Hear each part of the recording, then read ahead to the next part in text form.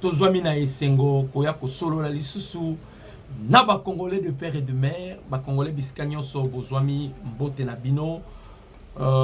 Toza lelo le 30 avril 2026 eza les dernières les 30 avril otomoni soki tokomona avril ya le 30 kozala ya 2027 soki tokomona lisusu avril ya le 30 kozala 2028 donc ezali mukolo moko eza spécial esengeli pe makambo ezala spécial. L'une des raisons toye na esengo koya kosolola na ba papa pe ba mama ba Congolais oyo wapi alali ala mukia bandi koluka ye bananu pays na ye ekotisa ki butu ndenge nini etanisi tongo ndenge nini alala ki ala mukia bandi koluka ayeba état de santé ya mokonzi ya mboka alala ki ala mukia bandi koluka ayeba Nord Kivu, Sud Kivu, Goma, Bukavu, qu'est-ce qui se passe? Alali ala mukia bandi koluka ayeba maemazali koleka na mboka ekolo Congo. Nous sommes très heureux, très ravis de partager avec vous les actualités politiques de la République démocratique du Congo. Est-ce que vous savez que le Congo est un pays détient une dimension continentale avec une superficie de 2 345 410 km². Ndeko, tala mama na mboka munene. Makambo zanga kate. Voilà pourquoi ils ont la kamutouya pour les Congolais, Congolais de père et de mère. Et avant tout, banda koluka koyeba maemazali koleka na mboka na yo. Pays na yo la kindenge ni pays na yo la mukindenge ni. Banda koluka koyeba état de santé ya mukonzi ya mboka, c'est très important.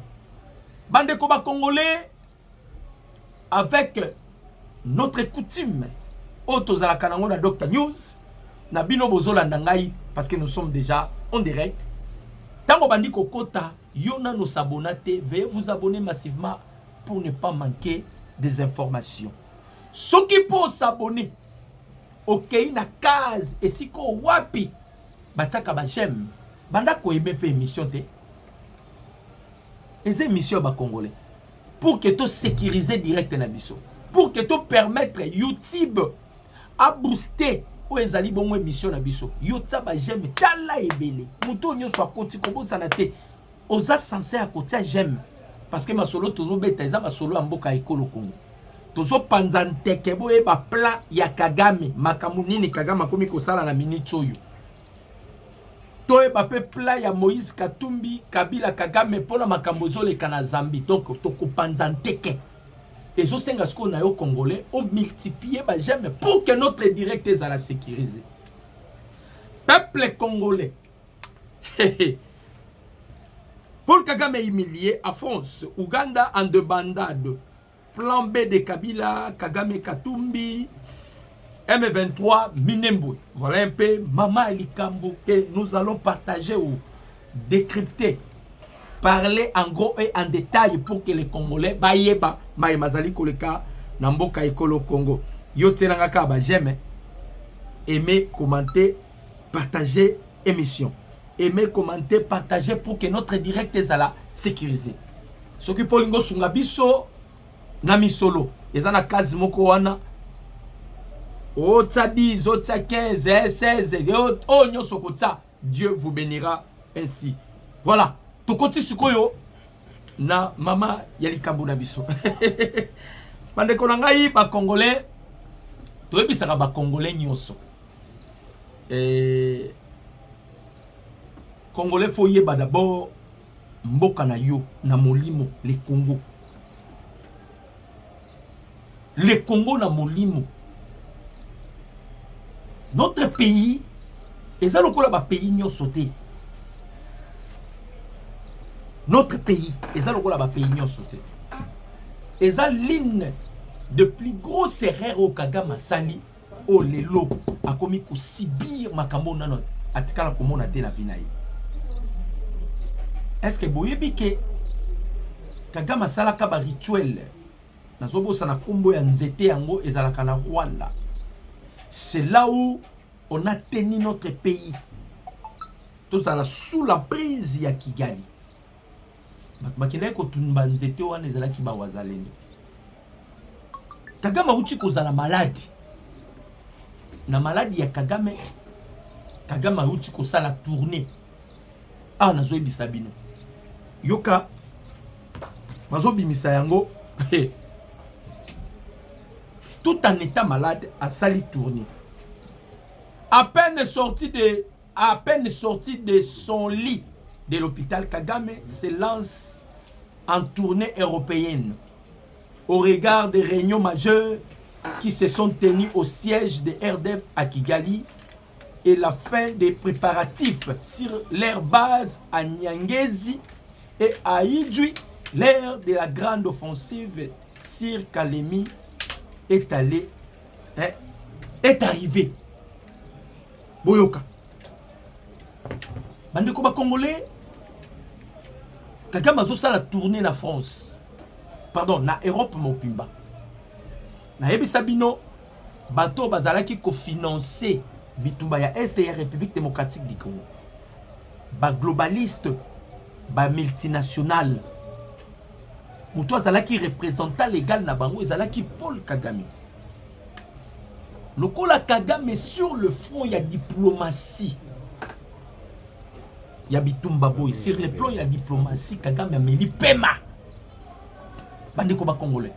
Ameli pema bien que il détient encore certains soutiens. Il y a ba mafia. Là il faut ba Congolais boy ba yango. Kagame détient encore certains soutiens il y a ba mafia. Comme le président Tshisekedi a la mission. Mission na ye Yakobimisa Congo na Ober, Yakobimisa Congo na Troara oyo bakotisa ki Tongo et pas il y a Joseph Kabila. Président Tshisekedi a réussi à délocaliser guerre. Total qui armée. Tolobi soki tolobi to se confier na armée. Kagame a contrôlé 85% ya armée na biso.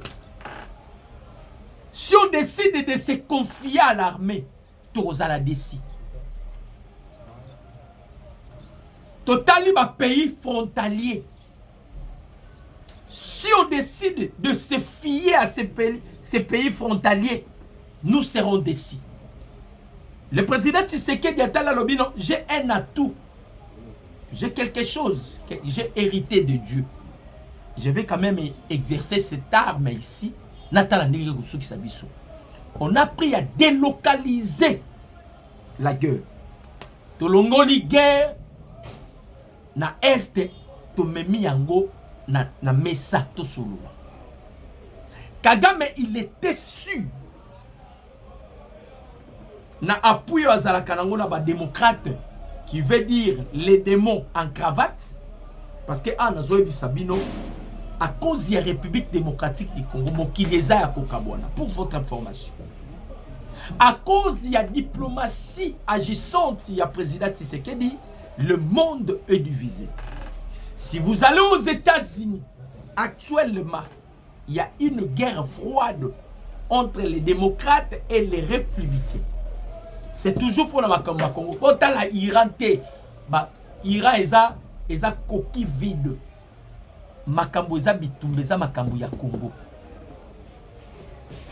Bamiibo bayibaka Congo. Bamiibo bapiyaka Congo. Leurs intérêts sont menacés. Et comme leurs intérêts sont menacés, Kagame akomi kokende kosko kolele pa na bango. Vous devez faire quelque chose. Soit vous bomati Tshisekedi, soit vous salez le comme parce que aussi longtemps Tshisekedi azawana, on risquerait de perdre tout. Et ça, l'une des raisons vous il y a toujours Kagame qui continue de multiplier pardon, baba réunion. À côté qui ba réunion na ba Nyamulenge, à côté qui ba réunion na ba Tutsi Power, à côté qui réunion, azokende ba réunion, de réunion en réunion en réunion en réunion, nyo soneza pour la nini. Pour empêcher, parce que bah comprendre que mon pépé zoya, mon pépé onenge zoya, to mata to kita, to simba, to kozala bouger. À sali tournée européenne. Tournée européenne, banani baza pembeni na ye. Vous avez vu? Kagame, il était assis avec Nicolas Sarkozy. Tokobali sangona makambo ezoleka na Uganda, vous allez comprendre quel est le plan. Parce que, outi komona, Museveni abimisi chef d'état-major pour parler sur le fédéralisme. Bon, parler sur le fédéralisme. Plan nini ba bombi na terme bozo utilisé sur le fédéralisme. C'est ce que nous allons maintenant en parler. Toujours bétanon l'isolo ya Paul Kagame. Yo multiplié ba j'aime parce qu'on est déjà au nombre de 300 et quelques taux qui n'est 400 mais ba j'aime les assez. Or toujours Luka vidéo na biso ezala booster parce que Dr News eza chaîne oyo ezo même vérité ezo la moussa peuple congolais fongola misu. Congolais fongola misu. Parce que toza la dernière bataille bandeko. Virage toza eza sko bitumba entre ba congolais avec les étrangers pour votre information. Vous allez remarquer Batunion so oyo bazotele mais la présidente Tshisekedi bazana ba nationalité douteuse. Batunion so ba obundisa Tshisekedi bazo sentir déjà que une fois le Congo établir loi moko songolo ba oyo ba envisageaka ko diriger Congo, ils auront des difficultés. Voilà pourquoi ils sont au four et au moulin, surtout Tata Cardinal na bango ebisi bango déjà que non Moutounio so a besoin de stabiliser Tshisekedi. En tout cas ngai Rwanda na ofungoela les portes. C'est ce que Paul Kagame avait dit. C'est lui leur prêtre souverain sacrificateur na bango. Par lui que lui le descend Paul Kagame. A sali tourner en France. Lokola koki politique il y a président Tshisekedi parce que côté on a déjà bande konangai na ebisa kibino vous avez suivi moi si il y a Zouma alobi j'ai eu l'occasion ya koyoka Martin Fayulu à ça la discours j'ai eu l'occasion ya koyoka Tshisekedi bateau to vanda kina bango pembeni na ebisa ki bango ke ah non cette fois-ci Afrique a joué un diplomate et Tshisekedi dans les jours qui viennent, il sera comme un interlocuteur pour les Africains. Vous allez remarquer que tous les Africains qui avaient peur de la communauté internationale, ils décident maintenant aujourd'hui d'affronter la communauté internationale. Pourquoi? Parce que quelqu'un est venu, a dit non, non, non, non, non, non. Vous sont comme partenaires Nabino. Tout ça, c'est Nabino. Nous sommes des partenaires. Donc vous devez nous respecter aussi. Alors tout le monde comprend maintenant qu'aujourd'hui, nous avons un défenseur. Lokola Kagame akoki bitumba wanate, akoki nini wanate, bobi Kagame place à Kimeli. Kagame akimisko na sport. Ne côté to panza sikoyo masolo boyo. Bo mona mikolo na ba stade tout en état malade. Parce qu'il y a eu des réunions où ils ont présidé na Rwanda à son absence. Ils ont contre Kagame était parce que Kabarebe ne peut jamais trahir Kagame. Donc la Kabarebe d'à côté ça qui ont au Kabarebe ne peut jamais trahir Kagame. Mais au moins to beta sukoyo masolo oui bah pourquoi Kagame a kimi na sport parce que na terrain politique boye bandeko ameli même à niveau vous ne pouvez pas imaginer. Tout comme ici Kagame ti awa. Mais à quel sport, il pensait que sur quel sport, il serait aussi soulagé. Chose grave, en pleine match, il y a sport. Bandeko, ba mamiki Kagame et Loko devant Sarkozy, devant le président, il y a Paris Saint-Germain, devant bateau Nyon sur ma collaboration avec Kagame. Vous avez vu un joueur humilié Kagame. Quelle humiliation! Babengane là un joueur na Bisomoko na Rwanda. Boye devant Kagame. Vous l'avez vu? Boye Barasino. Loi du silence. Quand je vois dans mon signaux, je vois directement. Je vois directement ouvrage à Charles Onana. L'Holocauste au Congo et l'omerta de la communauté internationale. C'est ça. Silence. Loi du silence. bandeko eloko ezalaka tonga epai ya Kagame ezalaka tonga epai ya ba président nyo bato nyonso baza sima ya Kagame qui continue de soutenir Kagame. Humiliation zolanda Kagame na ba stade nyonso na ba couche nyonso. Na lobi na bino humiliation zolanda Kagame na ba couche nyonso. Joueur Rona Tsebi ya Bayern. Alukia moni place Kagame ai place Kagame za. Quel ça oh ils insulte pour la Kagame. Insulte pour la Sarkozy parce que batouana nyonso bango ni baza sima ya Kagame. Bande kuna lobi bon multiplier ba j'aime. Tozolinga YouTube a boosté image oyo pour nazo beta makambu boyo ka plomb au Kagame parce que a changé politique. Mais nous comme nous sommes des analystes aussi politiques. To comprendre des politiques et Kagame a komi kokene nango. Ndena ebisi bino akimi terrain ya diplomatie ya politique. Le Kagame a kesi koyo na plan na ye sur le sport. Akimi a kesi sur le sport. Mais dans le sport il a été humilié à la présence de tout le monde. Nalobi na bino humiliation totale. Tangu joueur wana tie Kagame akitisi mutu. Akitisi mutu. Tobisaki Kagame na mamindele oyo un de ces 4 matins pour comprendre que tu as touché un peuple que tu ne devais pas toucher. Oko subir ba humiliation na ba façon nyonso Paul Kagame. Place nyonso kokende, tu seras humilié. Surtout pour la République démocratique du Congo. Partout où tu iras Kagame, l'humiliation est quoi atteindre yo. Partout où tu iras, humiliation est quoi atteindre yo. Il ne pensait même pas qu'un joueur ya Bayer a salutation. Continuez de tuer les Congolais, Kagame. Continuez. Avant de quitter Simutu, vous avez remarqué dans la stade Mikolo. Pourquoi Kagame a accueilli dans la stade? Kagame, ils veulent maintenant utiliser politique et football. Vous voyez que le football les a puissants. Il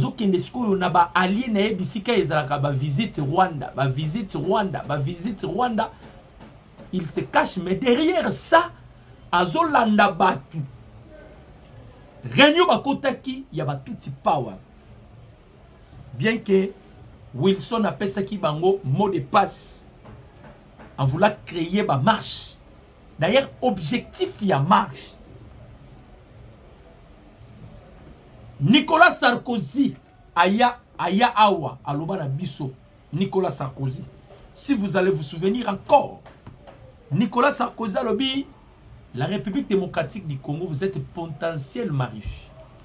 Tellement vous avez la richesse et belée, vous devez partager votre richesse, vos ressources minéraux dans les pays frontaliers. Sarkozy a yaloba yango na sommet ya OIF. Quelqu'un qui vous insulte, mais bakabiliste babeta maboko. Awa, Sarkozy n'a pas mâché de mots. Sarkozy est koloba na biso lisusu. Congo eza munene, batu baza mukie. Rwanda eza mukie, batu baza ebele. Eza langage ni. Boyo kanana. Sarkozy obomoni na Paul Kagame. Bango ye.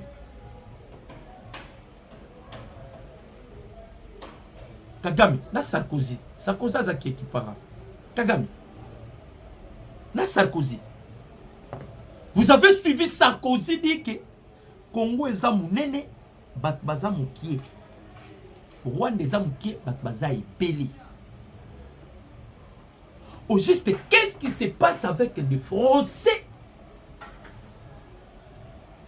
Quelle liaison y a-t-il entre les Français et les Rwandais? Voici la réponse. Génocide Paul Kagame Asala. Asala yango. Asala yango a connivence avec la France. Ba français ne basunga Kagame asala génocide. Ba français basunga Kagame.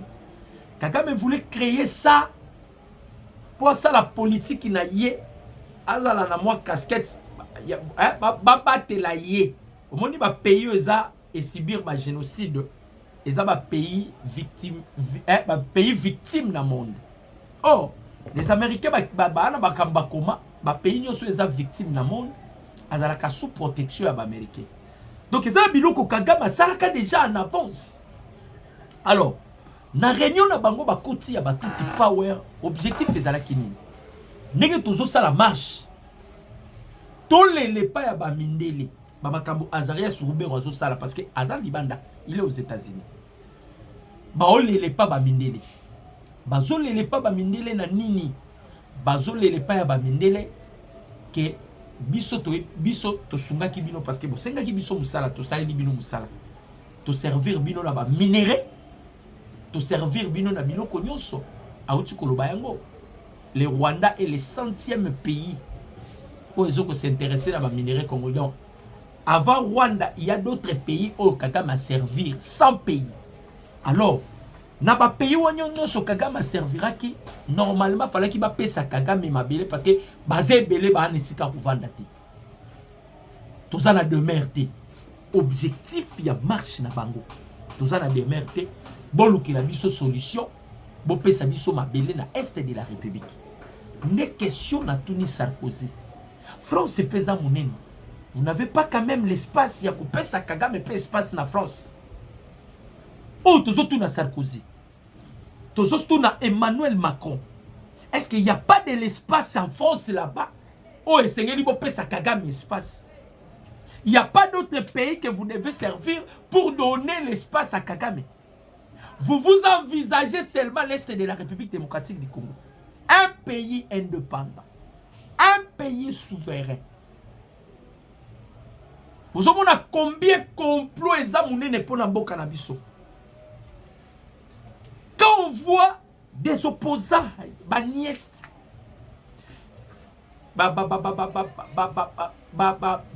hommes inutiles sur cette terre, Bozo Bundisa, changement de la constitution. Pendant que la constitution des Osala Kagame comme Kotambola a sali tourner en Europe tout en étant malade, a changé politique, a quelle politique qui a balé parce qu'il y a dit que balé les alaka likolo eza puissant. Il y a quelle politique qui a balé. Mais politique n'est pas balé wana. Nous aussi nous devons activer certaines choses pour empêcher seulement la politique parce que sur le plan autokei nango ya diplomatie Kagame a koki lisu bitumbate. Ndebo monya zonga sali tourner en Europe. Nenga sali tourner en Europe. Azo plaider pas ya ba européen. Baluka va contacter Donald Trump. Ça c'est Paul Kagame qui plaide. Tourner na ya sali yango mais il y a déjà la Grande-Bretagne bazana la justice. Oh bateau bako kaki moi mukie ko pesa ye aval. C'était la Grande-Bretagne parce que la Grande-Bretagne ba maman ba américaine ceux qui bango ba décider ndé za la kamo ba kamé la Grande-Bretagne bazana la justice na Paul Kagame. Bikola biloba loba ya Kagame poto ebisa ki eto ko komisa yo biloba loba sans que o tenir compte.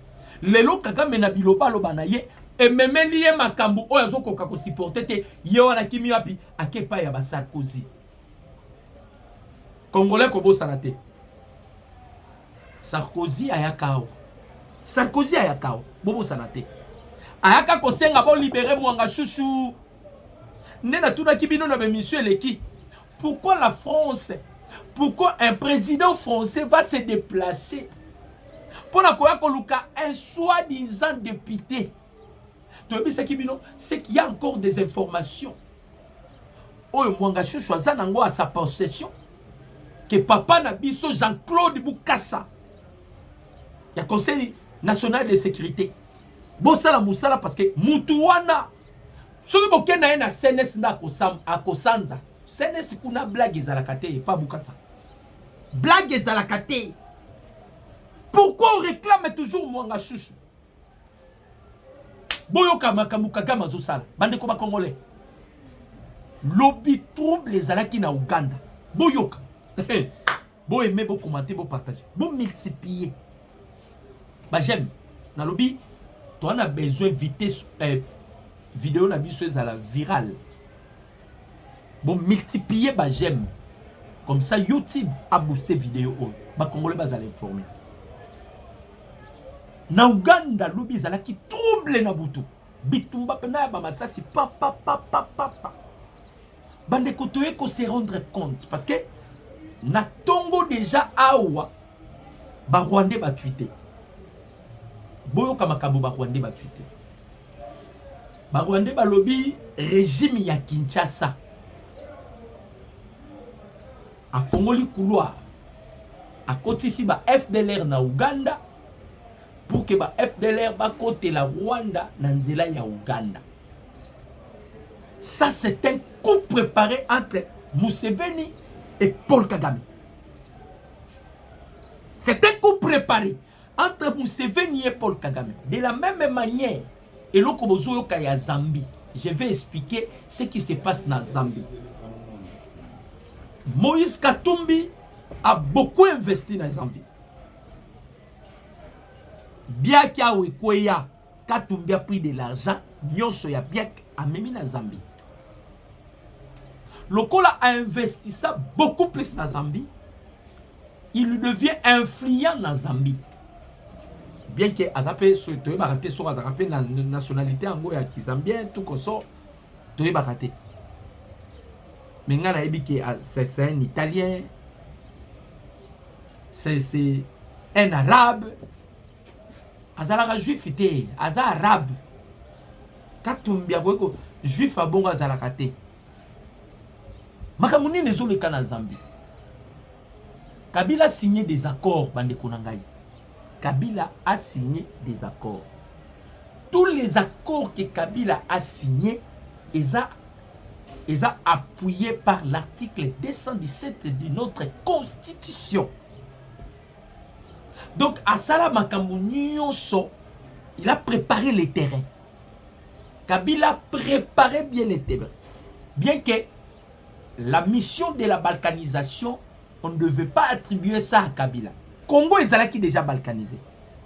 Mais tant que le président Tshisekedi a dit, bon, to simbisande Congolais ou tous, to kabola moka, comme ça, les Congolais, c'est Tshisekedi qui a fait que le Congo soit balkanisé. On monite Kabila salaka réunification. D'ailleurs, tous les électeurs réclamaient que Kabila zonga kara pour Kabila nda sangi saki biso. Boki plan na bango ba beta. Donc, to simbi satiseke di touche. Le quoi Tshisekedi aye, on doit tout faire. Congo est balkanisé. On va utiliser même l'opposant. Nazolo banabino. Congolais ozola nanga. Pour les chaînes ya ba Congomani. Dr News. Soki ozala kasima ya Fayulu bande konanga ti contribue na liwa ya ba Congolais. Quitte derrière Fayulu. Un pion majeur ya Paul Kagame. Parce que normalement na stade toza virage à Souka. L'opposition devait faire d'abord tout ça la bloc. To réussir pour récupérer Goma Bukavu, Bunagana, Minembwe. Toté ennemi, Moussika Nabiso, c'est alors to zongi siko. Si vous allez combattre Tshisekedi, vous zongi siko yoke, vous bandez pena opposition et que le Congo qui m'y est déjà. Vous bandez siko opposition. Mais pendant que nous sommes en guerre, les opposants préfèrent kokende ko exciter ba militant na bango. Tala mutoyo lokola Kabund. Bandeko. Kabund azolo bana azoloba na place Tshisekedi a tongi ba université to azo réhabiliter aéroport Yandjili, il devait prendre cet argent au tsango na brasserie parce que ba Congolais ba lingara mingi komela. Imaginez un peu quelqu'un qui prétend être un président de la République, il réfléchit le quoi na c'est Ali Papa. Ça c'est être éthique ezatete bandeko ba congolais. Pas si toza nango. Pas si toza nango biso ba congolais. L'opposition aussi travaille pour Kagame. Si l'opposition était vraiment des opposants, il y a solo. Non, tu sais ce qu'il dit. Tolukana, Toksila, non, na Kagame, Goma na Bukavu, ezaloka. Papa, je vous ai toujours dit, le président Tshisekedi ne sera en aucun jour éternel. À cause de l'éternel na pouvoir. Tokola la Tokola Muka, Bane Koleka, il sera affaibli. Via l'âge, il va quitter le pouvoir conformément aussi. Il y a un article qui est Salima. Mais au moins, pas au moins, na minitoyo, hein, na minitoyo, on doit beaucoup plus se concentrer na bitum. Kabila a signé des accords. Le coup a signé qui va accord na Zambie. Il a signé un accord. Katumbi aussi a investi na Zambie. Bazalaki ko s'attendre makambo ezo salema wapi na Suisse. Makambo zaki ko sala na Suisse, il y a eu des pourparlers na niveau à Suisse. Lokola tozalaki na ba pourparler na niveau ya Suisse. Revendication ba M23 zalaki ba libérer nini ba prisonniers. Na ba prisonniers bomonaki ba Rwandais bazo réclamer Christian Chiwewe. Ba Rwandais bazo réclamer Biamunda. Ba Rwandais bazo réclamer Yav, ba Rwandais bazo réclamer Mwanga Shosho. Wana ya liboso. Na ba revendication na bango mususu bande ko réclamer ba poursuite judiciaire contre Joseph Kabila et Kweya balongo la condamnation nanga balongo la condamnation ya Joseph Kabila. Or le président Tshisekedi étant politicien à haut niveau. Ayebara déjà to koma na stade oyo. Tango toko koma na stade oyo, ces gens-là vont revendiquer pour la Joseph Kabila, pour la Moïse Katumbi. Nzela oyo basango, la Senko, batrasaki pour la Katumbi, pour la Joseph Kabila, Nzela wane simbité. Nzela wane zalaki au travers quoi? Ezalaki au travers, il y a un dialogue national et inclusif. Boyokaki langage, il y a Cholé. Ma partie prenante, va comprendre pas. Opposition armée et non armée. Faut bas côté. Or, le président Tshisekedi déjà, tangu batuna qui est la Fox News et pas américain. Mukonzambo Kalobaki, pona bato ba simbi mandoki, bandimi ba boma ba congolais. Batouana, il y aura aucune amnistie, aucune récompense, aucune nomination pour Nabango. Pour ceux qui t'ont nommé Bango, lobby pe mutu mususu akobimake si mamanduki na este po azwa lisusu poste. On ne peut pas continuer avec de telles politiques. Oyo mutu abomi batu après ko boma batu bo vandi sur même table bo sali partage ya pouvoir a commis ministre parce qu'il a tué des Congolais. Ce qui a commis ministre lobby mutu mususu akobima ou bien ye oyo boma ki ba Congolais a commis ministre. Hein? Naki ministre n'est maintenant azongi saba Congolo abobaki na vie, il y aura personne. Président Tshisekedi alobaki déjà la Fox News et Kosimbate. Alors, lokola Kabila azana na passeport congolais en même temps avec Moïse Katumbi. L'une des raisons bomoni ambassadeur na biso na Uganda a informé que déjà gouvernement congolais que ezana raison moko na ba congolais bazana katiawa ba na katia ko falsifier ba passeport. Pour nous repasser ça Bertrand Bisimwa, pour nous repasser ça Joseph Kabila, pour nous repasser ça Moïse Katumbi. Parce qu'ils n'ont pas de passeport. Et ça, l'une des raisons pour que Kabila ne peut jamais kokota na Congo. Ils ont passeporté et puis ils ont condamné. Donc Kabila tambola kana passeport, il y a et ce qui a Échouatini, ainsi c'est Échouatini comme ça. Passeport. Ouais. Alors, calcul na bango basala qui a Suisse. Pour qui c'était nani Laurence Kanyou qui a l'eli lobit. A l'eli pour nani. Batuna bango ya Suisse au basala qui calcule la Suisse. Tant que la Suisse, on a vite compris que la France est derrière Makambo ya Suisse. Suisse est comme un côté. C'est alors que le président Tshisekedi s'est retiré dans Lombangu. Baleli, oh non, date to pesa qui limite. Oh fallait qu'il va libérer les prisonniers, coquille mais les prisonniers va libérer Bangote. Donc Makambo Suisse c'est ça. Lokola Kabila, il s'attendait na eloko wana soit balongo la peine de mort na ye. Poazonga ko continuer ko tabiso ba koki ya jambe. Poazonga ya ko sala coup d'état ou bien poazonga boyebi kaka ba calcul o bazanango. Ba calcul moko noir. C'est alors Kabila maintenant va envoyer Katumbi conformément aux accords qu'ils ont signés. Katumbi va maintenant susciter une rébellion na Zambie. Une rébellion na Zambie. Objectif, il y a rébellion ya Zambie. Bazo viser Tanganyika. Parce que dans Nzela ya Uvira, ils ont eu des difficultés. Pour votre information. Uvira bazo eu des difficultés. Uvira, il y a de black water. Récemment, awa Kagame a kotisaki bato na au plateau ya Minem, au plateau ya Fizi. Et vous avez été informé la façon dont ils ont été sérieusement frappés par des drones. Bah kotisi bato to frapper, bah kotisi bato to frapper. Alors Nzela, ça devient encore très difficile pour pénétrer Nzela wana. Bah changer carte.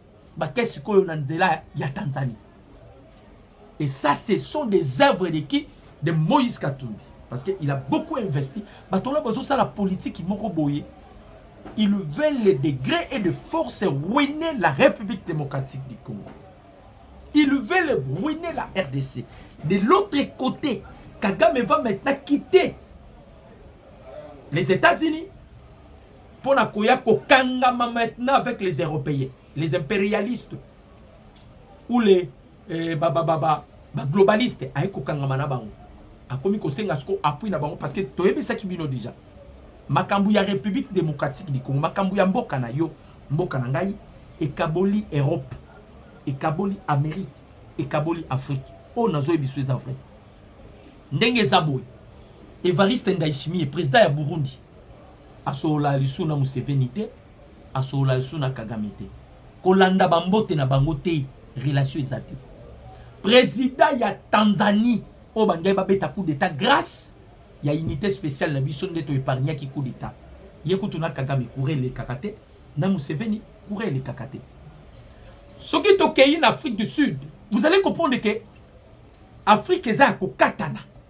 Ba pays membre ya AES, Alliance État ya Sahel. Baza Niger, Mali, na Burkina. Paul Kagame a kena ko solliciter bango ba bengana Kagame. Ba bengana Kagame. Babi, toi tu fais des bêtises dans la République démocratique du Congo, tu peux collaborer na yote. Vous voyez comment le monde est divisé. Et comme le président Tshisekedi étant aussi un grand diplomate à récupérer les Émirats arabes unis. Pour nous kotisa cacophonie car na makambo wana. Donc toke pas américain, les démocrates, les démons en cravate et le sénateur et les républicains courez les kate. Toye na Europe. L'Allemagne, bien qu'ils ont accueilli Paul Kagame parce que son médecin a la calma. La Grande-Bretagne, la Betela Binoko Tulisolo, la Grande-Bretagne, tous en a deux blocs, tous en a conservateurs et travaillistes. Et les conservateurs et les travaillistes, ils ont été renversés par des conservateurs. David l'a mis à l'objet, je ne peux jamais collaborer avec Kagame.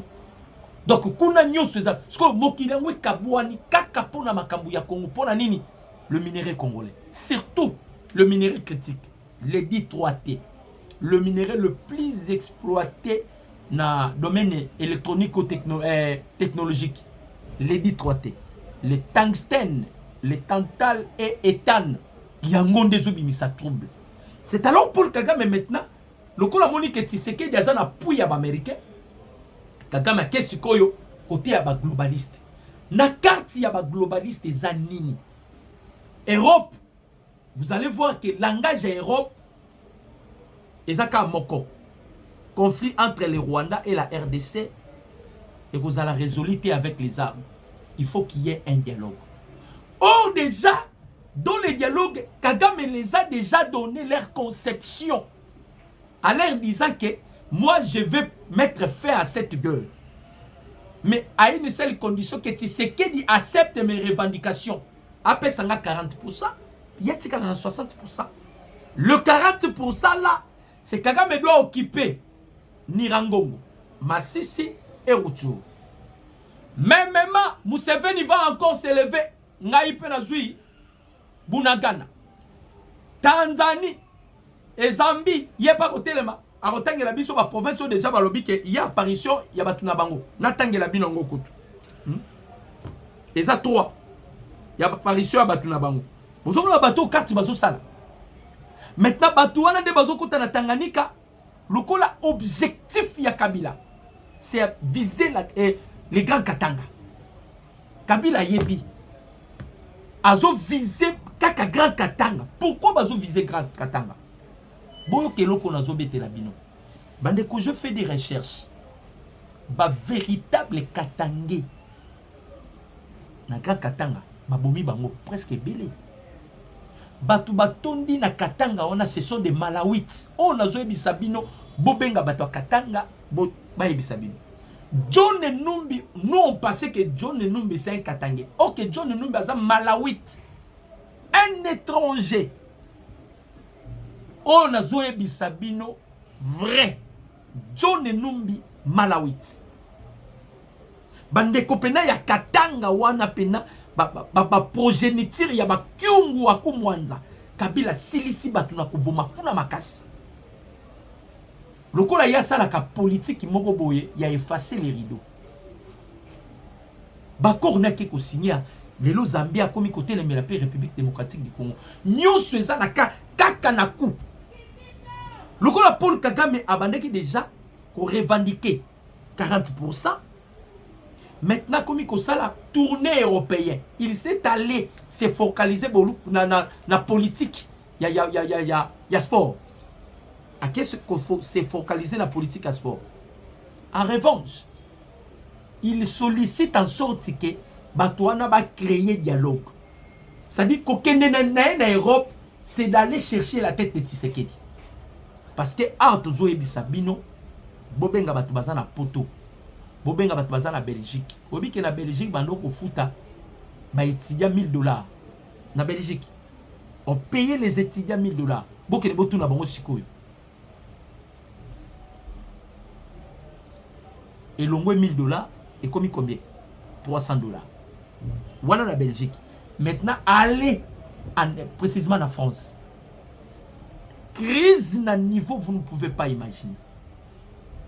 Pour Nanini, président Tshisekedi a yebisi, que ce soit la France, que ce soit la Belgique, Botika Kagame, venez par la grande porte.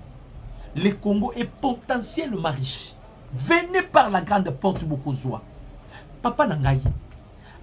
Tu sais que Mboula Namboula Zokedi, que ce soit la Belgique, que ce soit la France. Bah français Balingi Kotika Kagame. Bah belge Balingi Kotika Kagame. Maintenant tu sais qu'il va faire quoi? Vous soutenez Kagame qui continue de tuer les Congolais. Au lieu d'entrer par la grande porte, les États-Unis, superpuissance.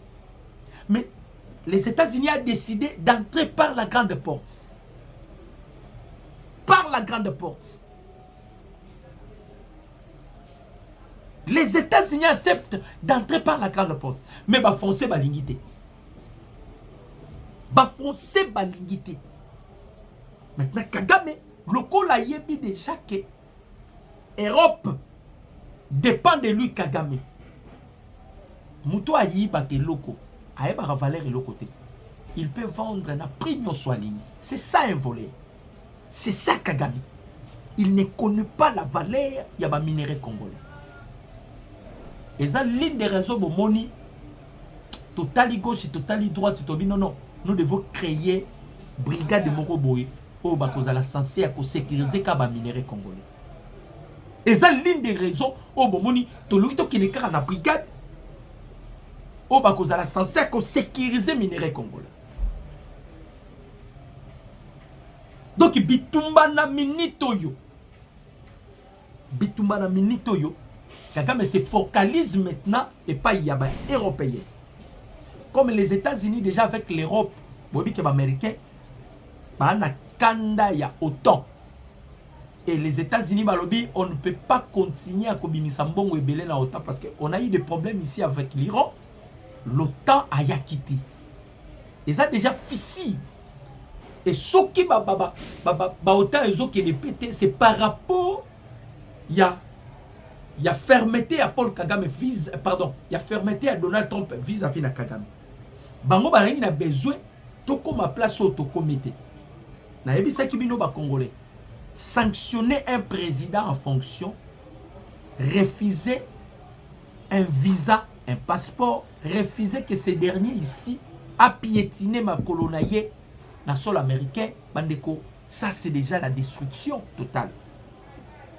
Ça c'est déjà la destruction totale. Katumbi, Kabila, Kagame ba mutu moko. Katumbi, Kabila, Kagame baza mutu moko. Ba kabolinde siko misala. Mutu na mutu siko yo. Mutu na mutu akomi na nini na ye. Merci papa nanga Jonas Simbala Mbaku. Alobiango, la vie est devenue chère en France. Papa, Europe wana bozo mona, c'est le Congo qui fait vivre l'Europe. On a zo ebisabino. Ce qui est au pays na France, France bénéficie na uranium ya Niger pour la éliminer Champs-Élysées. Niger a produit qu'à 7000 tonnes de uranium. Niger. En tout cas, beaucoup. Vous allez comprendre que l'information est fiable. Niger a produit 7000 tonnes de uranium. Mais a bénéficié de 0,001%. Nous sommes en la France. Tant que c'est révolté, non, on ne doit plus continuer. Nde basala qui bloque na bango ya ba état ya Sahel va payer sous protection ya Russie. La France est allée, la France a eu ba djihadiste na ba Boko Haram. Ba ke ko former bango api na Bénin, ba français au monde. Na Bénin. Surtout Macron, c'est un sataniste d'un niveau que vous ne pouvez pas imaginer. Un sataniste. La plupart des présidents français, président honnête, c'est Zakara, François Hollande, ou Asala Manda Moro Akenda. Les autres là ne sont pas honnêtes. Surtout pour le Makambo à Congo. Comme le président Tshisekedi pas lobby, au moni awa, soki kaka président Tshisekedi qui faible na minute metozolela. Et là où ça la Tshisekedi auto maintenir parce que Tshisekedi dur. De 1. Non, Tshisekedi dur. Mais ce qui te maintenir, c'est Dieu à travers Tshisekedi. Là où nous sommes, c'est Dieu. Là où nous sommes, c'est Dieu. Ni t'étais Dieu, bande comme Congolais. Tout ça comprendre les mobilités. Donc, le Congo, si bien un complot international. Tout le monde veut voler. Autant les Chinois, Luboyaka Chamakangi, 11 Chinois, Miyibi. Donc la Chine, yo Kabila, yé la biso ba Chinois. Miyibi. La Chine a bénéficié de beaucoup de choses dans la République démocratique du Congo. De beaucoup de choses. Mais la Chine continue de nous poignarder derrière le dos. Les Américains ont bêti Rwanda pour l'économie. Rwanda, papa, tu bon mon Kagame au tambour, bon ça la blague. Bande konangai, le 30 avril 2026. Bokoyo kali solo sur la crise au en Rwanda. Pendant que Bisso to continue na top 5. Même Mobutu de son vivant, to tikala au côté na top 5 à FMI. Parmi les 5 puissances économiques du monde. Nous sommes en guerre, mais to continue au top 5. Ce que yo ceux qui tous qui en guerre dit. Quand Tshisekedi disait que je ferai de la République démocratique du Congo l'Allemagne d'Afrique. Tant que vous comprendre que Tshisekedi va réaliser toutes ces choses, il faut susciter Bitumba. Guerre ezalaki pour nini. Guerre ezalaki pour nini. Ce sont des armes que Kagame a utilisées pour que les Congolais baïna Tshisekedi. Et Nicolas nini. Kabila lokola Tshisekedi a bengani yo. Lokola Tshisekedi a kimisi yo Congo.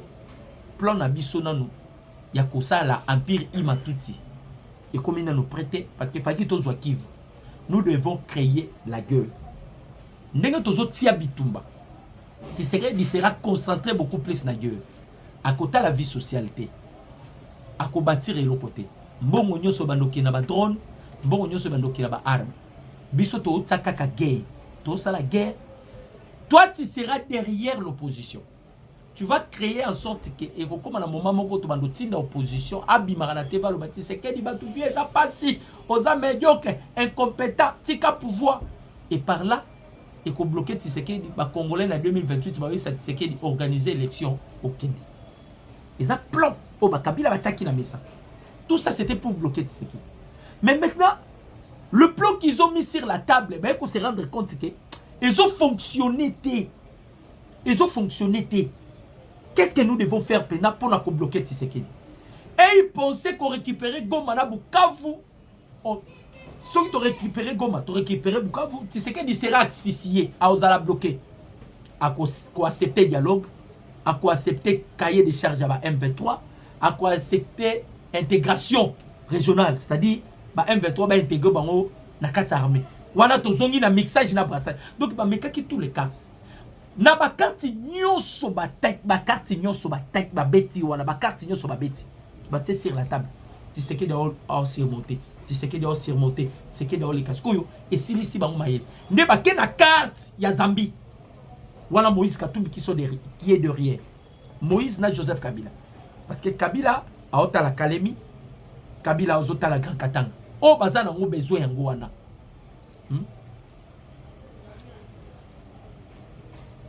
Oh bazana ngo besoin yango wana Grand Katanga. Pona nini?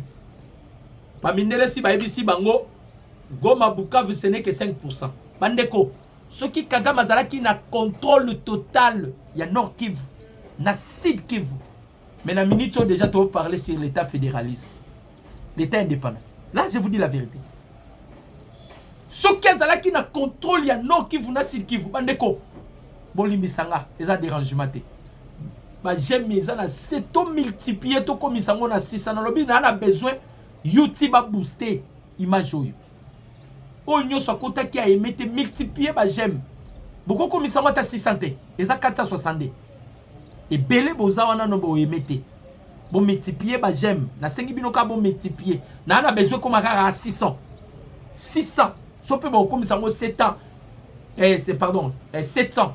Et ça la malam makasi. Bon matsango kaka. Ne moni ba formé, ba sali loko moni ba sali wana. De l'autre côté, quelqu'un qui va marcher maintenant pour chercher la tête de Tshisekedi. Alors, nous sommes en Europe. Yango to ebisi président Tshisekedi. To ebisi gouvernement congolais. Beaucoup ko luka mesure mon côté pour na français. Est-ce qu'on ne peut pas chercher mesure mon côté pour na français? Parce que la France continue de blaguer avec le peuple congolais. Tout ça va millions d'habitants. La France ne peut pas continuer à blaguer avec le peuple congolais. Il faut qu'il y ait de mesures pour la français. Mesures à malam. Ba français ba pesi Rwanda. Ba arme au ba en Ukraine. Parce que autant manière qu'on servir Ukraine au pesa minduki. Macron zo pesa hors de minduki yana na Rwanda. To bundi na Rwanda, Rwanda détenait des armes à la nouvelle génération. C'était pas facile. Mais on les a tenus en échec. Na lobi grâce ya Nzambe. Boyo kamakambo salami na minembo. Les R2, les M23, ba matisa ki ba trône, ba ki na minembo. Donc ba komi na minembo to bandi bitumba. Ay naningaka ba congolais fo ba yeba. Jusqu'à présent tu as un contrôle total à minembo. Là c'est la vérité. Il faut que la vérité boyeba. Tu as un contrôle total à minembo. Bitumbeza parce que Batouana na époque déjà à Kabila, imaginez Azaria Sourouberwa, Azaraki na poste il y a décentralisation. Sans compter 2013, ordonnance présidentielle, il y a Joseph Kabila sur la nomination d'un officier au Bazaraki 500 Rwandais à côté de Kinarame. Kagab Nani Azaria Sourouberwa Azaraki ministre de décentralisation et rôle na Azaraki kokoti saba Rwandais. Alors Minembo ezalaki déjà envahi. Et Minembo wana ndengaki kozala capitale ya République na bango, République du Kivu. Capitale wana ngoza Minembo. Bon remarquer que Nyarika bozo mona na te. Bato wana ba rabongo. ba na plan parce que les tout power na réunion na wa kotaki bazo tia pression na communauté internationale baza ebele ba na sika ko vanda te bango ba prometaki bango ki ba kopesa bango Kivu nde omoni na poser question et un espace musu boko pesa ba Rwanda te bokende pe na Soudan. Kagame, tu ne peux pas aller na Soudan. Kagame, vous ne pouvez pas aller na Soudan. Kaka la République démocratique du Congo.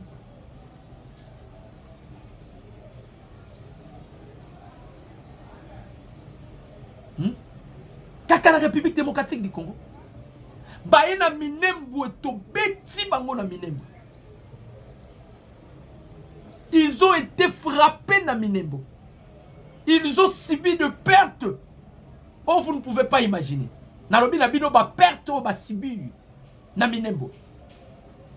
To beti bango na Minembwe, to beti.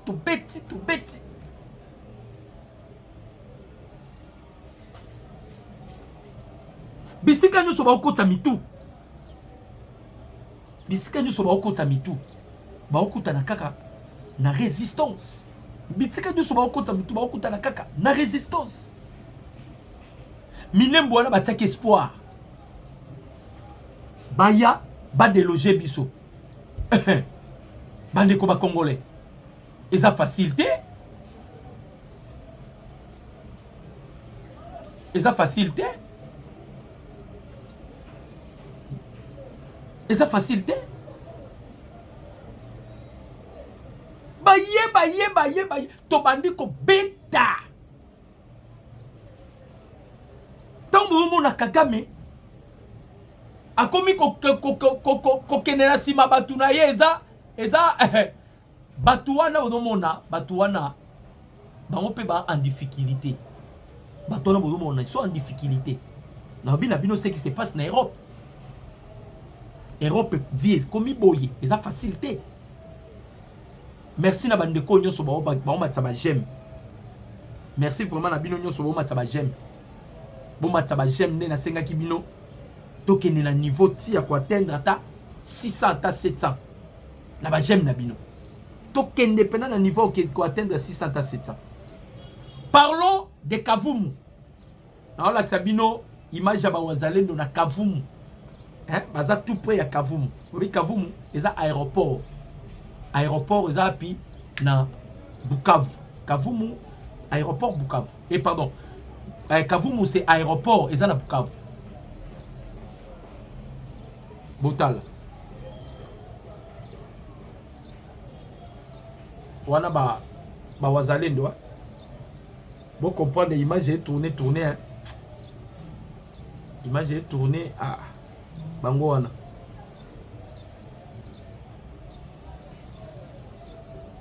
Baza tout près à Kavumu. Bango wana bozo mona bango. Alors ndenge bayekaka na Kavumu ba M23 bakomi kolongola bilamba bazobwaka ba arme baolongola bilamba babwaki ba arme balongoli bilamba bango yo ba M23 babwaki ba arme balongoli bilamba eloko nini baosala soki babwaki ba arme balongoli bilamba bazokende kobatama na sima ya peuple baoki batama na sima peuple difficulté on a vu ça ki bino tozala ngo yango wana. Depuis le signalement d'une position avancée, Wazalendo dans le village de Mbayu, à moins de 10 km de l'aéroport de Kavumu, il a été rapporté que les rebelles M23 et les RDF à Kavumu ont commencé à abandonner leur uniforme et se fondent dans la population civile, craignant une attaque de Wazalendo. Bakomi ko kota siko na kati ya population bazala bongo et ça méthode moko ba pesa bango je pense que c'est Laurence Kanyuka méthode ni ba pesa bango parce que so bazala kati ya population moi bo utiliser ba drone ezate. Est-ce qu'on peut utiliser ba drone na Bukavu? Impossible. On peut utiliser ba drone na nini na Goma, c'est impossible. C'est impossible. Il n'y a pas moyen d'utiliser ma drone. Quand on a utilisé ma drone, donc ça devient impossible place one. Quand on a photo ça, les locaux, quand on ça là, ya kokota nde ba okota ndambu ndambu kaka nde ba okota ndambu ndambu dit to kotela bango ndambu ndambu to kende ka bongo. Donc le messie en question carte ya marche simbité ba carte nyoso bazo sala de to bisaki Paul Kagame okotanga tango okotanga tango okotanga tango Zambi pe lokola ami lukeli makambo problème ezate. Ça c'est nous chercher des problèmes. Problème ezate. Et ça ba carte ya Joseph Kabila avec les accords qu'il a signé dans ba pays frontalier na biso. Bazo lela nanu ba mabele na bango to récupéraki o bazo exploiter les sous-souté. To bloquer bango na ba paramètres nyonso bomona ba obasanzo ba yawa kolela lokola bana mike. Président Tshisekedi était catégorique. Catégorique. So ezalaki pona mbongo. Parce que bango ba yeba ko sa président Tshisekedi na système. Système ya nini? Système o ezalaka tu ne t'occupes pas na peuple na yo, tu t'enrichis. Bango pe bazo yiba, bazo sala makambo nyonso. Ba calcule. Mukonza mboka bo kota na ba ça sont des blagues. Je ne peux jamais. Je ne peux jamais. Surtout que les loyo bande ko ba congolais. Pas César. Pas César. Ba ignorant baza ebele. Ba ignorant baza ebele. Toti musika bitumbo toza nango na Kagame. Bien que la guerre est encore là parce que bazo occupé te Goma na Bukavu. On doit se battre pour que Goma na Bukavu soit libéré. Donc la guerre est encore là. Mais au moins on pressent déjà l'échec et pas Yaba Rwandais. Kagame kendaki na fond ake kota na match. Anzima ki ba osali humiliation ba sali wana. To bisaki Kagame makila ba congolais la vengeance. Et bandolando na ba paramètres nyonso kozala.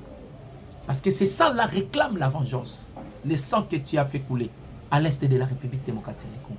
Réclame la vengeance. Voilà pourquoi la bitumba boy ba ko kalisu souté. Tala mamto sali bango na minembo. Tala kama mamto sali bango na minembo. To beti ennemi, to beti ennemi, to beti ennemi bakimi. Ba wasalelo bango wana na Kavumu. Calcul péneza bien détaillé. On doit récupérer Goma et Bukavu. Si on récupère Goma et Bukavu, Kagame a dit déjà que si on récupère Goma et Bukavu, ça devient déjà un danger pour Naïe. Et ça devient un danger pour Naïe. Yango bomoni eza au pesimbo aboyi. Au pesimbo aboyi.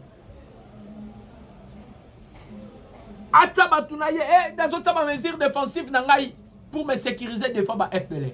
Dans les lois baliba sala na Museveni. On les a aventure. Obelo wana o sala pour la nini.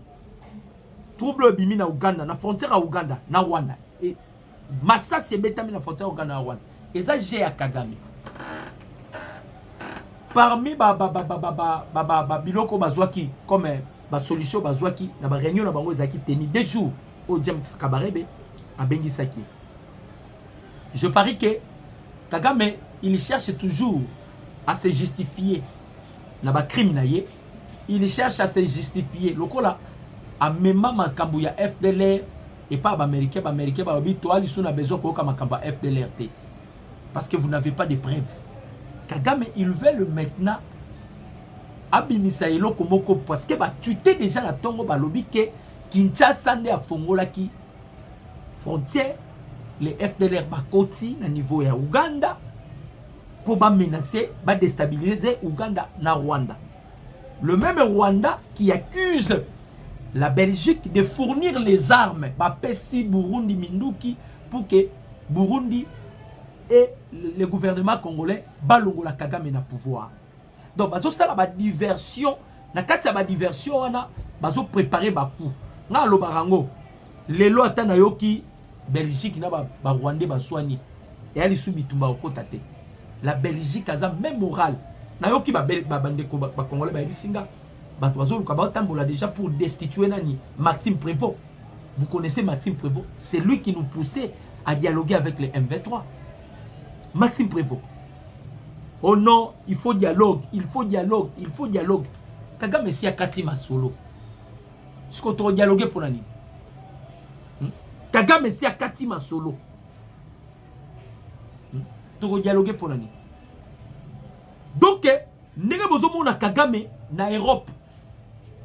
N'a pas comprendre que le messieurs en question il n'était pas malade. Kagame n'était pas malade. Et ça loko basali.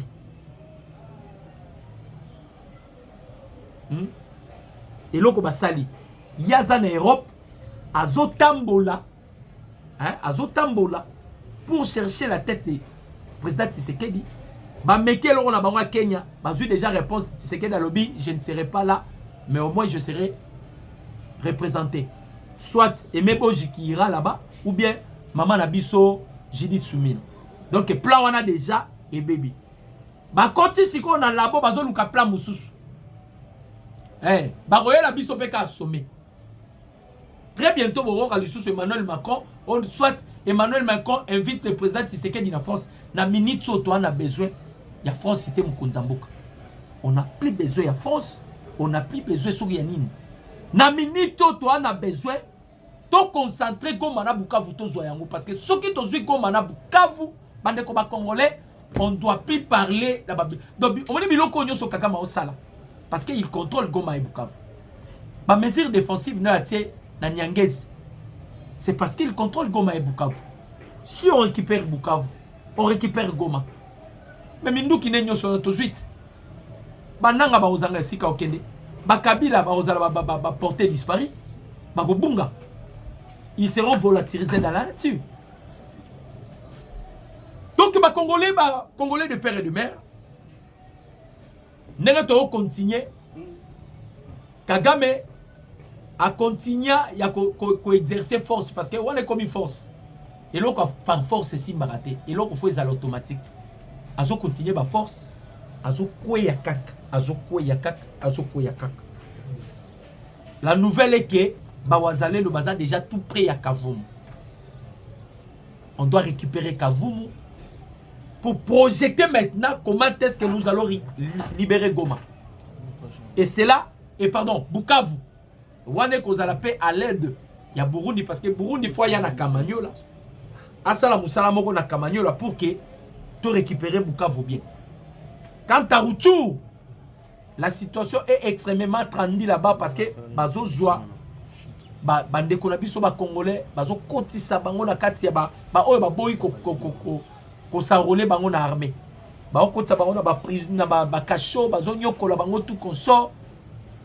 Tenez bon, avec Dieu nous vaincrons. C'est le Dieu qui va écraser nos ennemis. Mon numéro c'est plus 243 89 63 95 965. Mon numéro c'est plus 243 89 63 95 965. C'était avec plaisir. Tous les Congolais de père et de mère pour la Makambotali République démocratique du Congo.